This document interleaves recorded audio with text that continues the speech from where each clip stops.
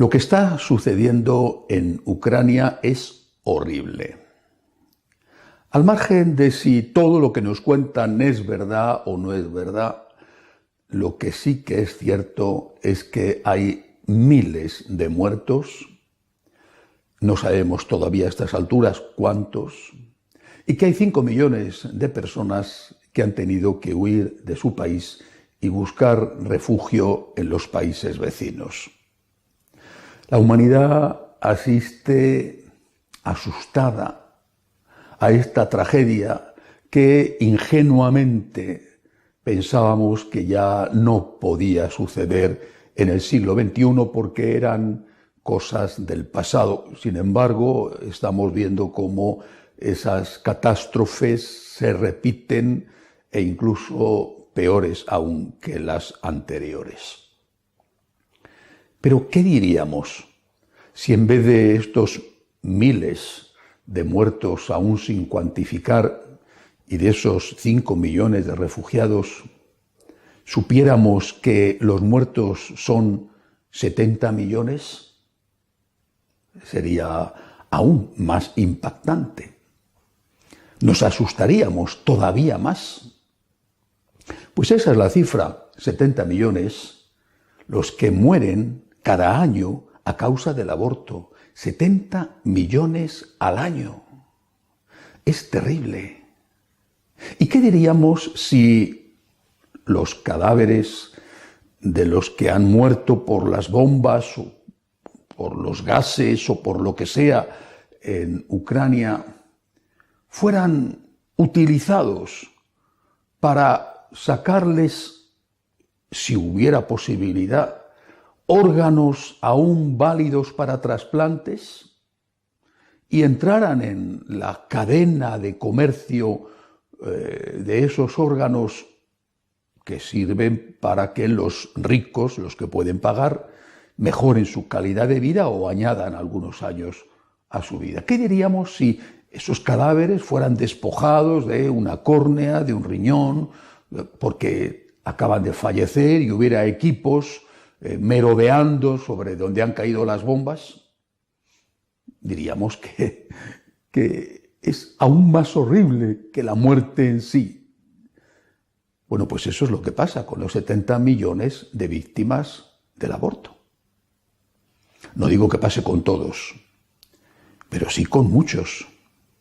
Son troceados, recién sacados del vientre de la madre, para ver si se puede aprovechar algo de ellos para los trasplantes al servicio, insisto, de los que pueden pagar.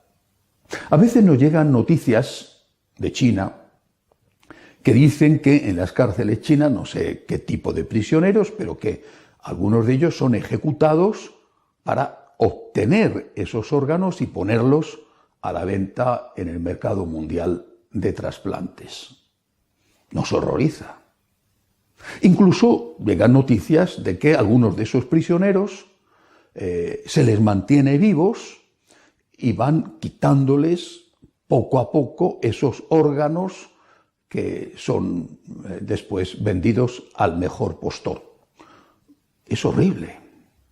Bueno, pues, ¿qué diríamos si Occidente, y no solo Occidente, está utilizando ese mismo procedimiento no con prisioneros, sino con niños? Diríamos que la humanidad ha dejado de ser humana y se ha convertido en un sucedáneo patético de lo que es la verdadera humanidad. Bueno, pues que eso es lo que está sucediendo. Acaba de ser aprobada una ley en el estado de California, teóricamente modernísimo y riquísimo, una ley que va a permitir el infanticidio. Se podrá matar o dejar morir a los niños ya nacidos hasta 28 días después del parto. Naturalmente, las multinacionales del aborto han exultado de alegría. Más posibilidades de hacer negocio troceando a esas criaturas que ya han nacido 20, 25, hasta 28 días después del parto, más posibilidades de ofrecer al mercado de trasplantes órganos útiles y válidos. Podemos llegar al punto, y no creo que tarde, en que lo mismo que hay un mercado de vientres de alquiler, se acaba de suspender en último momento una feria de vientres de alquiler en la ciudad de Milán, en Italia, donde se ofrecían catálogos de posibles mujeres con todo tipo de ofertas. ¿Quiere usted el esperma? ¿Quiere usted el óvulo? ¿De rubio, ojos azules, moreno? ¿O quiere usted las dos cosas? Todo esto se lo ofrezco. Y además decía la publicidad que si no le gustaba el producto final, es decir, el niño recién nacido, no se preocupe usted que eso se desecha. Es decir, el niño recién nacido, hacerlo pedacitos para el mercado de órganos. Bueno, pues ahora habrá, a no tardar mucho, un mercado de embarazos, no para dejar a esos niños en adopción, sino para que nazcan, ser sacrificados después de muertos y vender los cachitos para los que puedan pagarlos. No vamos a tardar mucho en tener una granja de mujeres que quedan embarazadas no para dejar sus niños en adopción, sino para ser sacrificados y venderlos en pedacitos. Está legalizado en California el infanticidio. No tardarán mucho otros estados de Estados Unidos, no todos, pero sí otros, en seguir este camino. Es espantoso. Esta humanidad ha dejado de ser humana.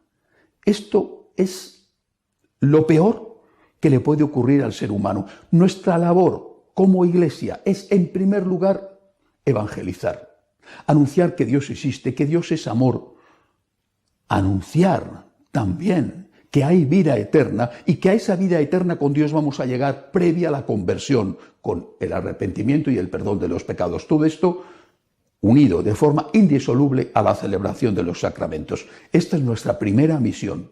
Nuestra primera misión no es la defensa de la vida del no nacido o la lucha contra la eutanasia o la defensa de los derechos sociales, de salario digno o de defensa de los refugiados. Nuestra primera misión es evangelizar.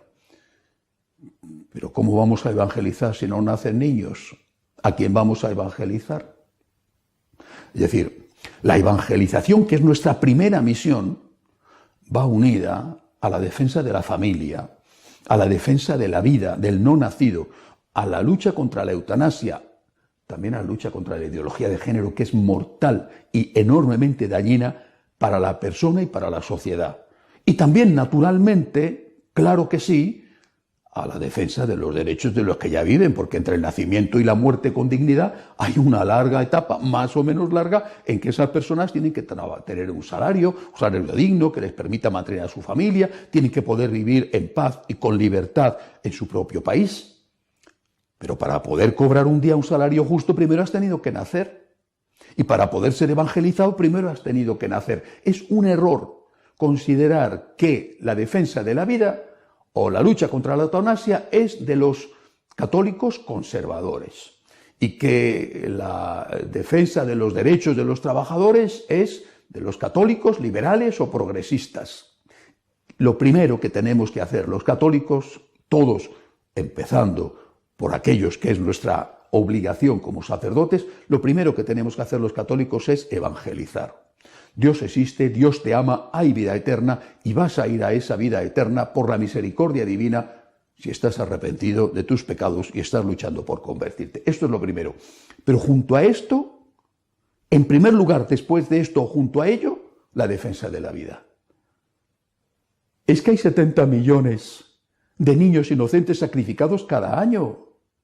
Es que el grito silencioso de esos niños llega todos los días a Dios y taladra los oídos de Dios. El grito de mi pueblo, dijo el Señor, ha llegado a mis oídos cuando le hablaba a Moisés. El grito de mi pueblo ha llegado a mis oídos y hoy el grito de ese pueblo es 70 millones de niños sacrificados cada año y algunos de ellos, o muchos de ellos, troceaditos, hechos pedacitos y vendidos en un negocio inicuo donde los haya, por mucho que se quiera decir que después de eso se podrá sacar un bien que es prolongar o mejorar la vida de alguien.